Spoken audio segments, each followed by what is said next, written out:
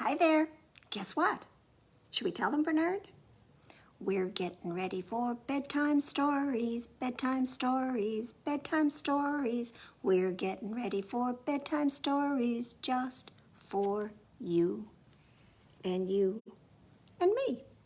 Welcome to our bedtime story program from Wood Library, and we're going to start off with one called Bear's Scare. This is written by Jacob Grant and illustrated by him too, and it's published by Bloomsbury. And I wonder what's going to scare him. Bear was sure of many things. He was sure that his house was clean. He was sure that his rooms were tidy. He was certainly sure that he took very good care of everything inside. But there was one thing Bear loved to care for most of all, a small stuffed friend named Ursa. They were always together. Each day, Bear and Ursa cleaned the house high and low. They cleaned inside and out. And it was on such a day that Bear found something odd. "That's funny," said Bear. "I'm sure I did not leave any books out." And when Bear looked closer, he saw something not funny at all. Now, Bear tried to keep calm, but the more he searched, the more messy cobwebs he found. "Ursa, we have a spider problem," said Bear. "I'm sure the spider is covering our home with more sticky webs. I am sure the spider is making a giant mess with its many legs." "I am certainly sure the spider is nothing like us," said Bear. "Ursa, we must find this messy guest." You see him? So Bear and Ursa searched high and low. They searched inside and out, but they did not find any spiders. "This spider is extra sneaky, but it cannot hide from us," said Bear. He sprang up to continue the search when something terrible happened.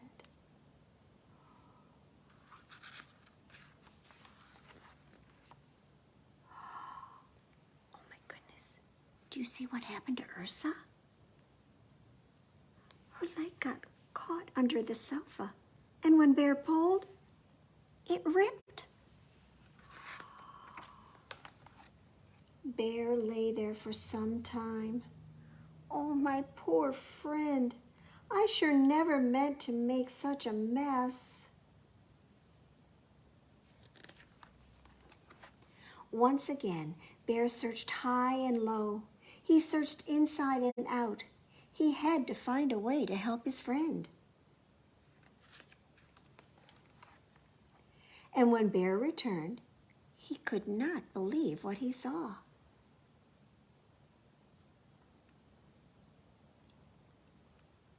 His dear Ursa was good as new.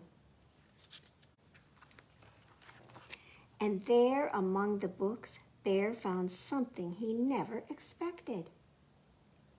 He did not mind the spider's sticky webs. He did not mind the spider's many legs.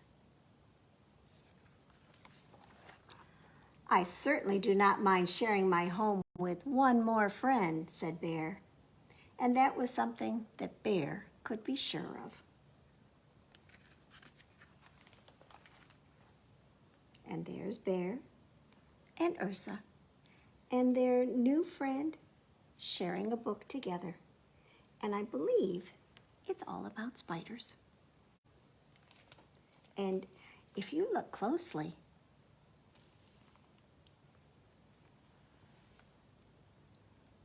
there are lots of other spiders who have come to join the story time. So that was Bear's Scare. So can we do a finger play about a spider? I bet you know this song. it's going to go like this. You're going to go like this to make your spider.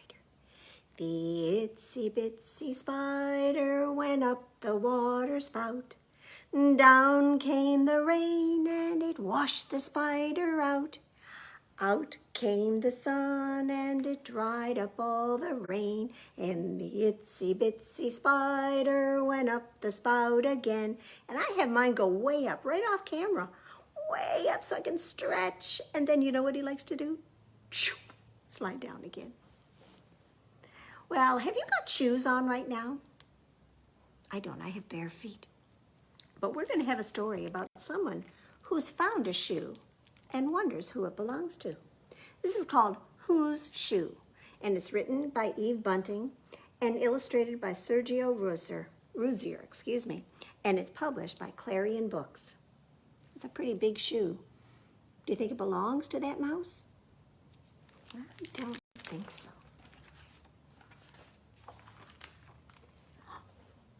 There's something in that tall bamboo. See it up there? Oh my goodness, it's a shoe. Finders keepers? That's not true. I'll find the owner of this shoe. Tiger, I have found a shoe. Who has lost it? Was it you? It wasn't I. As you can see, that shoe would be too small for me. My feet are dainty, but I know my claws need space if they're to grow. But someone's lost it, don't you see? For him, it's a catastrophe. He might still have the other shoe and be unhappy, wouldn't you? I'll try to find him. I'll pursue it. It will be good if I can do it. So off went Mouse. Spider, I have found a shoe. I know it's way too big for you, but still, I want to be polite, so I'm asking everyone in sight. I see your mother taught you well. You've got good manners, I can tell, said the spider. My shoes are tiny, and you are right. I'll always tie the laces tight. If I lost one, I'd be upset. Spider shoes are hard to get. I have 8. I take great care of all my shoes since they are rare. Mynah bird, is this your shoe? I think it might belong to you. That shoe would be too big on me. As I fly high from tree to tree, it might fall off on someone's head. I leave my shoes at home instead. It's very nice of you to try, but shoes are useless if you fly. Hippo, have you lost a shoe? I found it in the tall bamboo. There's one thing I find hard to take when I'm standing in my lake. I hate that mud between my toes. I'm rather fussy, I suppose. So I wear shoes. I have 4 pair, and I don't really need a spare. I want to thank you for inquiring. Your honesty is quite inspiring. Hello, I found a lonesome shoe. Someone lost it. Was it you? I'd never wear a shoe like that. I like high heels, and that one's flat. These high heels make my ankles trim. They make my legs look really slim. So thank you, but I must decline. My high-heeled shoes suit me just fine. Good morning to you, kangaroo. I found this handsome, lonesome shoe.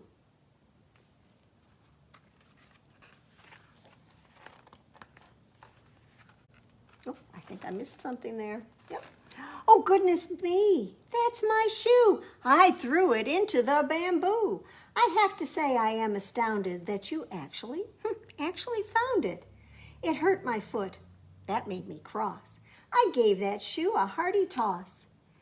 Would you like to have this shoe? It's not worn out. It's still brand new. Why, thank you kindly, Kangaroo. That's so considerate of you. I know exactly what to do with this handsome, lonesome shoe. Who says that shoes are just for feet? I'm glad my search is now complete. The stars are shining overhead, and I'm happy here in my king-size bed. So a shoe doesn't have to be something that you put on your foot if you're small enough to sleep in it, right? Well, can you shake, shake, shake your sillies out? Shake, shake, shake your sillies out. Shake, shake, shake your sillies out and wiggle your waggles away. And can you clap, clap, clap your crazies out? Clap, clap, clap your crazies out. Clap, clap, clap your crazies out and wiggle your waggles away. Can you stretch, stretch, stretch your stretchies out? Stretch, stretch, stretch your stretchies out. Stretch, stretch, stretch your stretchies out and wiggle your waggles away. You ready for some jumping? Stand on up.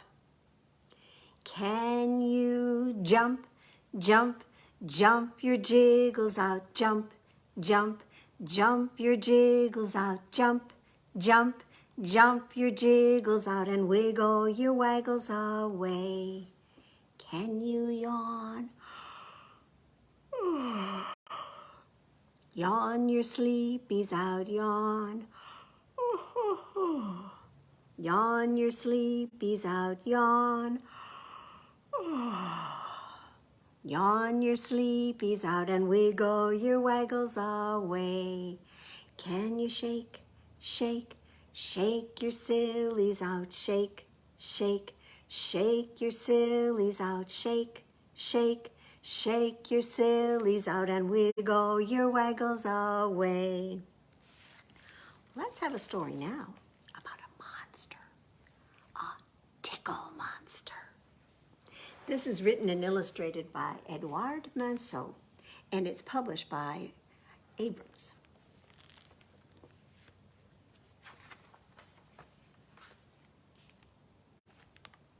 Hey, tickle monster, you don't scare me. If I tickle your horns, you can't poke me. If I tickle your arms, you can't catch me. If I tickle your feet, you can't run after me. If I tickle your teeth, you can't bite me. If I tickle your tummy, you can't swallow me. If I tickle your ears, you can't hear me. If I tickle your nose, you can't smell me. If I tickle your eyes, you can't see me. And now if I tickle your head, you're gone. Goodbye, tickle monster. Whew. I can finally go to sleep. But if you ever come knocking on my door, tickle monster, beware. I will tickle you again. Did you like how all the pieces of the tickle monster became another picture? It's kind of fun to do. Well, which finger play should we do? Shall we have monkeys jumping on our beds? I've got 5 little monkeys who were jumping on the bed. When one fell off, well, he bumped his head. Now his mama called the doctor, and the doctor said, "No more monkeys jumping on the bed, so hide one away." So 4 little monkeys are jumping on the bed. One fell off and bumped his head. So mama called the doctor, and the doctor said, "No more monkeys jumping on the bed." So 3 little monkeys are jumping on the bed. One fell off and bumped his head. So mama called the doctor, and the doctor said, "No more monkeys jumping on the bed." So that means 2 little monkeys are jumping on the bed. When one fell off, well, he bumped his head. Now mama called the doctor, and the doctor said, "No more monkeys jumping on the bed." So that leaves 1 little monkey who is jumping on the bed. When she fell off, well, she bumped her head. Now her mama called the doctor, and the doctor said, "No more monkeys jumping on the bed." So there are no more monkeys. But I'm wondering, would you be hungry for a little bit of soup? Carrot soup? This is written by John Segal and illustrated by him as well, and is published by Margaret K. McElderry Books. I'm not sure I've ever had carrot soup. I've had carrots and carrot cake. Well, it was spring, Rabbit's favorite season, and it was time to plan the garden, order the carrot seeds, and look forward to enjoying his favorite food, carrot soup. There were all kinds of carrots, white ones, short ones, long ones, round ones, each with its own name. Now Rabbit plowed and planted. Rabbit watered and weeded, and he waited and waited and waited until finally it was time to pick the carrots. Rabbit gathered his tools and his wheelbarrow, and off he went. But something was terribly wrong at the carrot patch. Rabbit looked up, Rabbit looked down, he looked over and under and inside and out. He saw roots and rocks and dirt and mud. But what Rabbit did not see was carrots. No carrots. They were gone. Rabbit went to see Mole. "Mole, have you seen my carrots?" "Someone has stolen them," Rabbit said. And Mole replied, "Rabbit, you know, you don't see very well. Maybe you should ask Dog." "Dog," said Rabbit, "someone has taken all of my carrots. Have you seen them?" "I don't care much for carrots," said Dog. "Why don't you ask Cat?" "Oh, Cat, I was hoping to have carrot soup tonight, but my carrots have disappeared," said Rabbit. "Have you seen them?" "Carrots?" said Cat. "Why would I be interested in your carrots? Perhaps Duck knows something about carrots." So Rabbit asked Duck, "Have you seen my carrots?" "Oh, I prefer fish to carrots," said Duck. "But Pig will eat anything. Maybe he has seen your carrots." Can you see what's going on in the back there?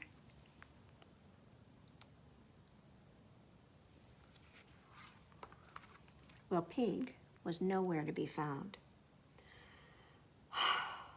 "No carrot soup tonight," thought Rabbit sadly. Discouraged and disappointed, Rabbit went home.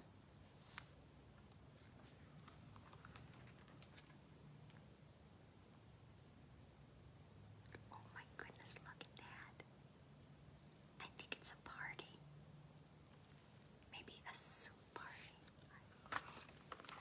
"Surprise!" yelled all his friends. And indeed, there was carrot soup for everyone. And if that makes you wonder, what does carrot soup taste like? Well, the recipe for Rabbit's favorite carrot soup is right here at the end of the book, which you can borrow from the library. Well, I've got 5 little hot dogs. They're cooking in the pan. The grease got hot and one went bam. So 4 little hot dogs are cooking in the pan. The grease got hot and one went bam. 3 little hot dogs are cooking in the pan. The grease got hot and one went bam. 2 little hot dogs are cooking in the pan. The grease got hot and one went bam. 1 little hot dog is cooking in the pan. The grease got hot and the one went bam. So that means no little hot dogs are cooking in the pan.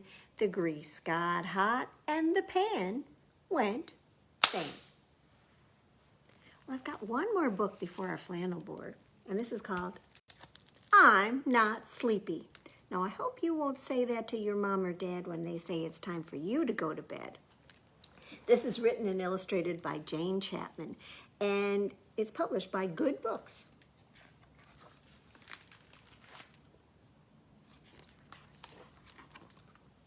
Well, at bedtime, Grandma always carried Mo up to the top of the tree. "It's a long way up for a little owlet," she puffed. So she would go hop, jump, flutter, flump, right up to the nest. Grandma soothed the soft leaves into a cozy nest and sat Mo carefully in the middle. "Play with me," giggled Mo. "No, sweetie, it's time for bed," smiled Grandma. And then she blew him a kiss. And then she hopped down to her book. Now the stars were fading when Grandma heard a rustle. "Is that you, Mo?" "Yes, I haven't had my bedtime snack." "Your bedtime snack? Oh, how could I forget?" thought Grandma. So she took 1 hop, jump, flutter, flump to the top of the tree. And Grandma sat and waited for Mo to finish his bedtime snack. "Play with me?" Mo snuffled between mouthfuls. "No, honey bun, it's time to go to sleep," said Grandma. And she blew him a kiss and hopped down to her book. Now the last bats were going home when the leaves began to rain down from above. "Mo," Grandma called, "is everything all right?" "No, and I'm not tucked in." "Oh, he's not tucked in," sighed Grandma. "Oh, up we go." So hop, jump, flutter, flump, right to the top of the tree. And Grandma plumped and prodded and tucked and rolled until Mo looked like a wriggly green pancake.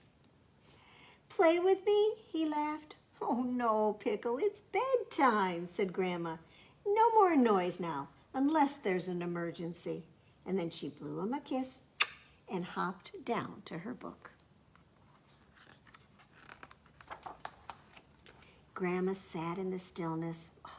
All was quiet at last, and she was just about to start reading when, "Grandma, Grandma, it's an emergency! It's an emergency!" thought Grandma. "Oh my goodness! What is it? What's the emergency?" puffed Grandma. "I'm not sleepy," said Mo. "I don't want to go to bed. I want to play." Grandma squeezed into Mo's cozy nest next to him. "Now the thing is, Mo, it's bedtime. And at bedtime, someone has to go to bed," she said. "So I have a very good idea. I'll go to bed and you can stay up." "Yes, Yes, yes, laughed Mo. And you'll need fresh leaves and a bedtime snack and tucking in, and every time I come up, I'll blow you a kiss. Now, Mo was very busy. He didn't really have time to play because it was hard work putting Grandma to bed. Hop, jump, flutter, flump with some leaves. Hop, jump, flutter, flump with a bedtime snack. Hop, jump, flutter, flump with a kiss and a hug. And most of the stars were gone when a little voice called up from below, "Grandma, I'm really sleepy." "Of course you are, Poppet. It's very late," said Grandma. And she hopped down the tree to her favorite owlet. "On my back," she said. And then, hop, Grandma carried Mo. Jump all the way up, flutter to his nest, flump at the top of the tree. And Grandma snuggled Mo down and folded soft leaves over him. "Time for bed," she smiled. And then Grandma smoothed Mo's feathers gently, blew him a kiss, and then hopped back down the tree to her book. I hope she got to read a little bit of it before she fell asleep. Well, can you get your bubble gum out? Reach in your pocket, pull out your pretend bubble gum, unwrap it, and pop it in your mouth. Chew it up until it's all soft and squishy, and then we'll do something disgusting with it. Ready? Here we go.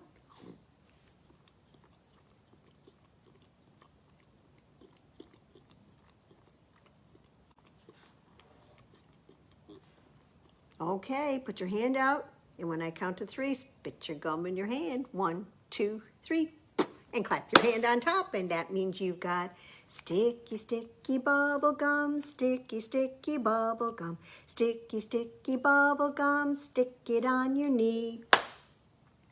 On stick.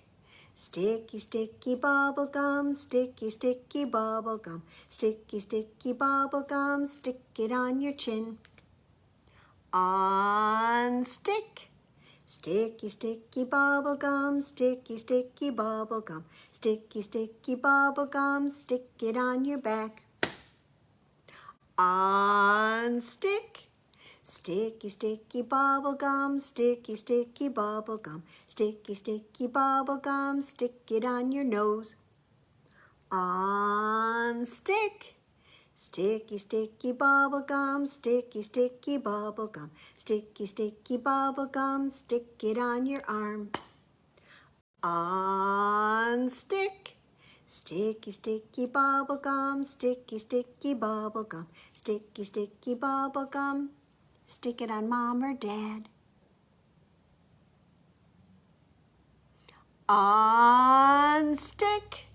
Sticky, sticky bubble gum, sticky, sticky bubble gum, sticky, sticky bubble gum, stick it on your toe. On stick.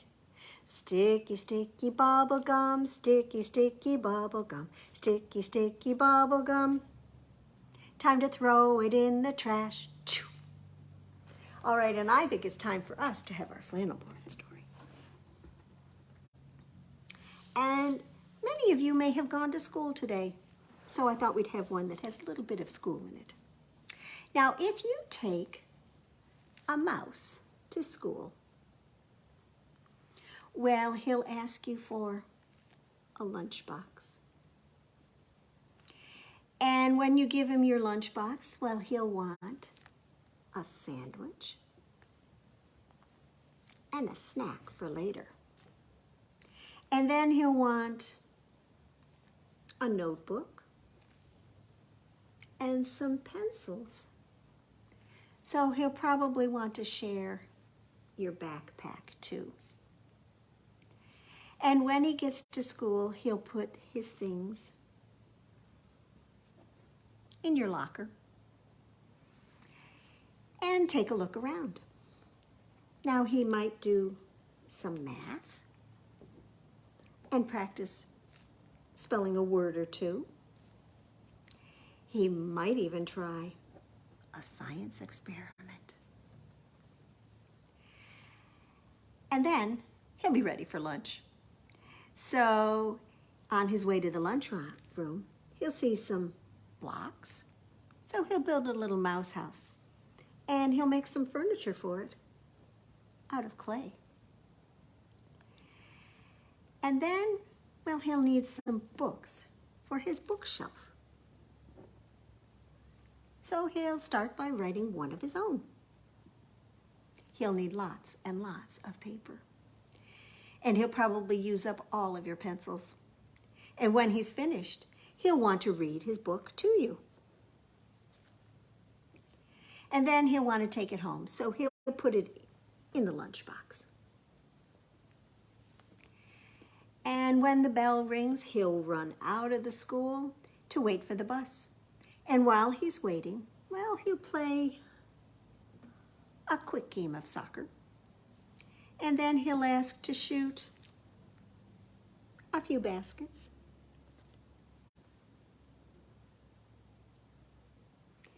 And maybe even do a little skateboarding. And when he stops to catch his breath, well, he'll want to eat his snack. Do you remember that? So he'll ask you for your lunchbox. And chances are, if he asks you for your lunchbox, well then you'll have to take him back to school. There's your snack, mouse. Enjoy. And in case you didn't realize it, that is a circle story where you start off and go in a circle and end up right where you started. Laura Numeroff has done some wonderful ones like that. Well, it's time for our last book. So this week's Sandra Boynton book is Dinosnores, and it's published by Workman. You see the dinos all ready for bed. When the sun has gone down and the blue stars appear, then the dinosaurs know that their bedtime is near. So they all clean their teeth and their sweet faces too. And then they wriggle and stretch, just like dinosaurs do. Their pajamas are cozy. They all put them on. Then they yawn, and they yawn, and they yawn, and they yawn. Now they all settle down in a dinosaur heap. They all close their eyes. They all fall asleep. And soon they are dreaming, our dinosaur friends. And I'm afraid this is where the snoring begins. Honk, shoo, honk, shoo, honk, shoo, honk, shoo. The snoring goes on and on and on through the night. They never stop snoring till the first morning light. I like all the dinos, but I just want to say, thank goodness those Dinosnores live far, far away. And if you get really close, you can see that they're still snoring. Honk, shoo, honk, shoo, honk, shoo. But I think we're done. So those are our stories tonight. Bernard and I say good night, and we hope to see you back for some bedtime stories from Wood Library again.